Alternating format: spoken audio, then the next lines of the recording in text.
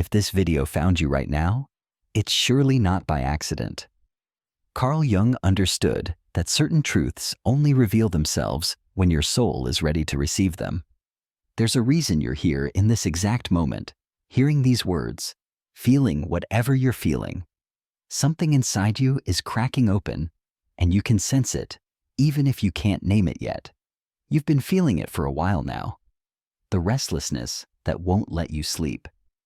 The questions that won't stop coming. The sense that the life you're living doesn't fit anymore, like wearing clothes that belonged to someone you used to be. The mask you've been wearing feels heavier every day, and the performance of being okay is exhausting you in ways you can't explain to anyone. Jung called this the beginning of awakening, when the shell of your false self starts to crack, when your soul begins whispering that there's something more, something real, waiting beneath all the pretending. This isn't a breakdown, though it might feel like one. This is your psyche's way of telling you that transformation is no longer optional. You've outgrown the container of who you thought you had to be. Today, we're going to walk through 7 profound stages of awakening that Jung identified through his lifetime of work with the human psyche. These aren't just concepts or theories. They're the actual psychological terrain you're navigating right now. And understanding this map might be the difference between getting lost in the confusion and finding your way to the clarity waiting on the other side. But before we go deeper into Jung's wisdom, if you sense that your soul is calling you towards something more real, more authentic, more alive than the life you've been living, subscribe to the channel and hit that notification bell. Because what we explore here isn't about surface-level self-improvement. It's about the deep transformation that happens when you finally stop running from who you really are. The first stage Jung identified is what he called when the shell begins to crack, the first unmistakable sign that awakening has begun. This doesn't announce itself with fanfare or clarity. It comes as discomfort, as a nagging sense that something is wrong, even when everything looks right on paper. You have the job, the relationship, the life you thought you wanted, but there's an emptiness you can't ignore anymore. This is your persona cracking, that social mask Jung wrote about extensively. The persona is necessary for functioning in society, but when it becomes so rigid that it suffocates your authentic self, your psyche rebels. The discomfort you're feeling isn't a sign that something is wrong with you. It's a sign that something is finally going right. Your soul is refusing to stay hidden anymore. Jung observed that this cracking often happens during what he called the middle of life.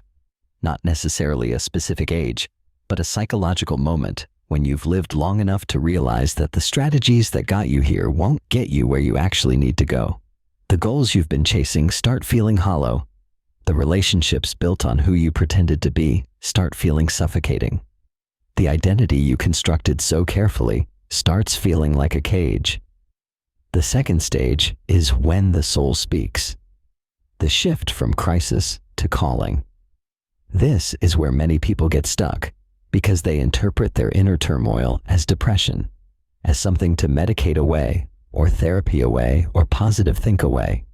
But Jung understood that sometimes what looks like a crisis is actually your soul speaking in the only language loud enough to get your attention. Your soul doesn't speak in words. It speaks in symptoms, in synchronicities, in dreams that wake you at 3 in the morning with images you can't shake.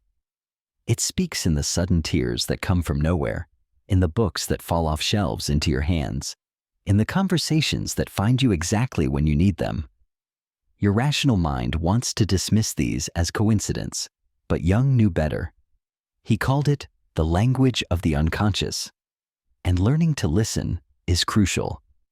This stage requires what Jung termed active imagination, the willingness to pay attention to what's emerging from your depths, rather than constantly drowning it out with busyness, distraction, or the noise of other people's opinions. Your soul has been trying to reach you for years, maybe decades.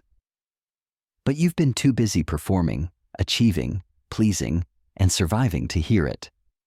Now it's speaking so loudly you can't ignore it anymore, And that's actually a gift, even though it feels like chaos. The third stage Jung identified is perhaps the most misunderstood: the truth about suffering. Our culture teaches us that pain is failure, that struggle means you're doing something wrong, that if you were truly evolved or spiritual or healed, you wouldn't hurt anymore. But Jung discovered something radically different. He found that suffering, when approached consciously, is not an obstacle to transformation. It's the threshold itself. Jung wrote that there is no coming to consciousness without pain. Not because life is cruel or because you're being punished, but because growth requires the death of who you were. And death, even psychological death, hurts. The person you've been, with all her coping mechanisms and defense strategies and carefully constructed identity, has to dissolve before the person you actually are can emerge. This dissolution is painful. It's supposed to be. What Jung observed in his patients and in his own psychological crisis was that the people who tried to avoid this pain, who medicated it or positive thinking it away or spiritual bypassed around it, remained stuck. They might feel temporarily better, but they never transformed. The ones who leaned into the suffering, who sat with it, who asked, "What is this pain trying to teach me?" These were the ones who broke through to the other side fundamentally changed. Your suffering right now, whatever form it's taking, is not evidence that you're failing at life or spirituality or growth. It's evidence that you're finally ready to shed the false self that's been protecting you, but also imprisoning you. Jung called this process the dark night of the soul, and it's not optional for genuine awakening. You can't become who you truly are while still clinging to who you pretended to be. Something has to die, and that death creates grief, confusion, and pain. The fourth stage is awakening from the crowd. When your soul no longer wants to blend in, Jung was fascinated by what he called collective consciousness, the shared beliefs, values, and ways of being that societies impose on individuals. For most of your life, you've been unconsciously shaped by these collective forces, living according to scripts you didn't write, pursuing goals you didn't choose, believing things you never questioned. But awakening means becoming an individual in the truest sense. Jung called it individuation, the process of becoming who you uniquely are, rather than who the collective told you to be. This stage is terrifying because it means stepping out of the safety of conformity. When you stop going along with what everyone else believes, when you stop pretending to want what you're supposed to want, when you start listening to your own inner authority instead of external validation, you become visible in a way that feels dangerous. The crowd doesn't like it when one of its members wakes up and steps outside the circle. You'll be called selfish, weird, too much, not enough, lost, crazy. People who benefited from your unconsciousness will try to pull you back. Relationships built on your willingness to stay small will crumble. This is the loneliness of awakening that Jung wrote about, the necessary isolation that comes from no longer being able to participate unconsciously in collective delusions. But Jung also understood that this loneliness is temporary and necessary. You're not actually alone. You're simply no longer merged unconsciously with others. You're learning to stand in your own truth, and that requires a period of separation from the collective before you can return to genuine relationship as a whole person, rather than a fragment seeking completion through others. The fifth stage Jung identified is the fearful leap, moving from pretending to being real. This is where many people get stuck indefinitely because the gap between who you've been pretending to be and who you actually are feels unbridgeable. You've spent years, maybe decades, constructing a false self that earned you love, approval, safety, and belonging. The thought of dropping that mask and revealing what's underneath terrifies you because you're convinced that your authentic self is unlovable, unacceptable, too much, or not enough. Jung called this the shadow integration, bringing into consciousness all the parts of yourself you've rejected, denied, and hidden away. Your anger that you've been taught is unladylike. Your ambition that you've been told is unfeminine. Your sexuality that you've been shamed for. Your power that threatens people. Your vulnerability that feels like weakness. Your needs that make you feel needy. All of it has been living in your shadow, and awakening requires bringing it into the light. This leap from pretending to being real feels like jumping off a cliff because you have no idea if there's ground beneath you. What if people reject the real you? What if you lose everything you've built on the foundation of the false self? What if your authentic self is actually as unlovable as you fear? These questions paralyze people for years, keeping them in the liminal space between who they were and who they could be. But Jung discovered something remarkable through his work.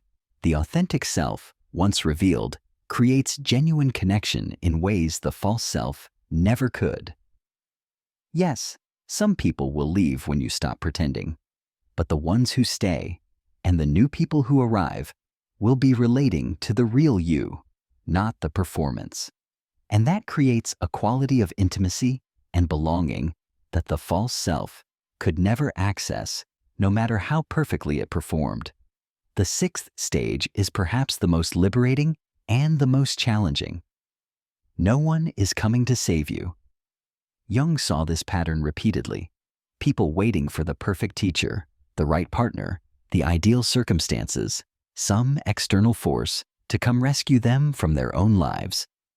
This waiting is another form of avoiding the responsibility of your own transformation.